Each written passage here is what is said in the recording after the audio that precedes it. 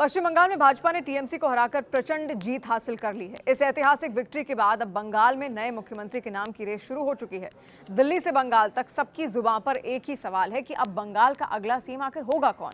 भाजपा किसे बंगाल की धरती सौंपने जा रही है। अभी तक बीजेपी की ओर से मुख्यमंत्री पद के लिए कोई आधिकारिक घोषणा नहीं हुई और न ही किसी सीएम चेहरे को लेकर आगे रखकर चुनाव लड़ा गया है। लिहाजा इस सवाल पर अब भी गहरा सस्पेंस बना हुआ है। पार्टी लाइन से बाहर मौजूद अधिकांश लोग ममता बनर्जी को उनकी गढ़ में मात देने वाले बीजेपी के कद्दावर नेता शुवेंदु अधिकारी के नाम का अनुमान तो लगा रहे हैं। हालांकि पार्टी के अंदर 3 और नाम भी ऐसे हैं जिन पर विशेष रूप से चर्चा हो रही है। कोलकाता के अगले सीएम का शपथ ग्रहण समारोह 9 मई को हो सकता है। इस दिन रविंद्रनाथ टैगोर की जयंती भी है। टेलीग्राफ में छपी रिपोर्ट के मुताबिक बीजेपी के अंदर 4 नाम सबसे ज्यादा चर्चा में हैं और वो हैं भवानीपुर से ममता बनर्जी को हराने वाले शुवेंदु अधिकारी, समीक भट्टाचार्य, उत्पल ब्रह्मचारो यानी कि उत्पल महाराज और स्वपन दास गुप्ता। इन नामों की अटकलें लगाए जाने के पीछे वजह क्या है ये भी समझ लेते हैं। तो आपको बता दें कि कुछ समय पहले गृह मंत्री अमित शाह ने कहा था कि बंगाल में भाजपा की जीत होती है तो अगला मुख्यमंत्री बंगाल का बेटा होगा जो बंगाल में जन्मा हो, वहीं पढ़ा हो, बंगाली भाषा अच्छे से बोलता हो और बीजेपी का कार्यकर्ता हो। इस आधार पर तो ये तय है कि बीजेपी कोलकाता में कोई बड़ा सरप्राइज नहीं देने वाली है और पैराशूट सीएम नहीं उतारने जा रही है। यहाँ की कमान यहीं के जो नेता हैं उनके हाथ में ही रहने वाली है। अब शुवेंदु का नाम क्यों है ये भी समझिए। सीएम पद की दौड़ में शुवेंदु अधिकारी के नाम सबसे ज्यादा जोर शोर से उठाए जा रहे हैं। उन्होंने इस बार 2 सीटों से चुनाव लड़ा, नंदीग्राम और भवानीपुर ममता बनर्जी का अपना गढ़ था जिसमें शुवेंदु अधिकारी ने दीदी को पटखनी दी। जानकारी के मुताबिक शुवेंदु पहले 2021 में भी ममता को नंदीग्राम में हरा चुके थे, इसीलिए वो नंदीग्राम से ही चुनाव लड़ना चाहते थे, लेकिन अमित शाह ने उन्हें भवानीपुर से लड़ने के लिए कहा।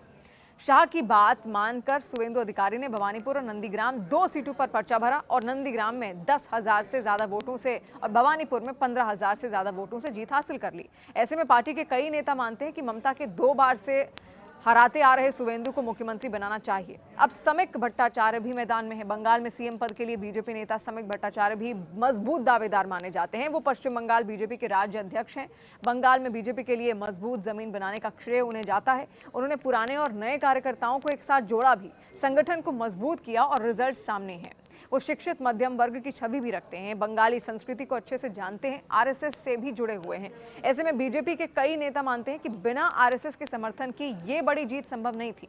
लिहाजा इस बार सीएम पद समीक की झोली में भी जा सकता है।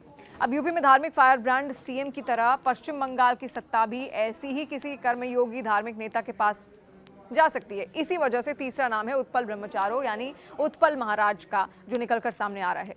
अब उत्पल महाराज का नाम आरएसएस और संगठन के अंदर काफी चर्चित है। वो धार्मिक नेता हैं। उन्होंने कालीगंज सीट से चुनाव लड़ा, 76,000 से भी ज्यादा वोटों के भारी अंतर से जीत हासिल की। सामाजिक सेवा के जरिए उन्होंने हिंदू वोटों को मजबूत किया और ऐसे में संभव है कि उत्तर प्रदेश जैसा सीएम बंगाल में भी देखने को मिले। बीजेपी नेता स्वपन दास गुप्ता का नाम भी सीएम पद की रेस में है। वो जाने माने पत्रकार हैं, लेखक हैं, इतिहासकार हैं। उन्होंने राश बिहारी सीट से जीत हासिल की है। सोफिया से पीएचडी हैं। उनकी पढ़ाई लिखाई और बंगाल के शिक्षित वर्ग में स्वीकार्यता भी है। उन्होंने मुख्यमंत्री का मजबूत उम्मीदवार माना जाता है। इसके अलावा संजीव सन्याल का नाम भी कहीं कहीं सुनाई दे रहा है। बीजेपी विधायकों की देखिए जल्द एक बैठक यहाँ पर हो रही है। बीजेपी के एक राष्ट्रीय नेता ने बताया कि वैसे तो बीजेपी अचानक फैसले लेने के लिए जानी जाती है, इसीलिए बंगाल में भी कोई सरप्राइज हो सकता है। रक्षा मंत्री राजनाथ सिंह कल या परसों कोलकाता पहुंचकर बीजेपी विधायकों की बैठक लेने वाले हैं। उन्होंने कहा कि सीएम पद के चुनाव आरएसएस की भूमिका भी रहने की उम्मीद है, क्योंकि संगठन ने 2017 से ही बंगाल में काम शुरू कर दिया था। उस साल आरएसएस की बैठक में बंगाल में हिंदू आबादी घटने और बांग्लादेश से आने वाले हिंदू शरणार्थियों के मुद्दे पर चिंता जताई गई थी। उसके बाद से संगठन ने बंगाल में लगातार काम किया। हालांकि अब देखना है कि आखिरकार बीजेपी किसे बंगाल का नया मुख्यमंत्री चुनती है और आपके हिसाब से वो कौन सा नाम है, कमेंट में जरूर बताइए।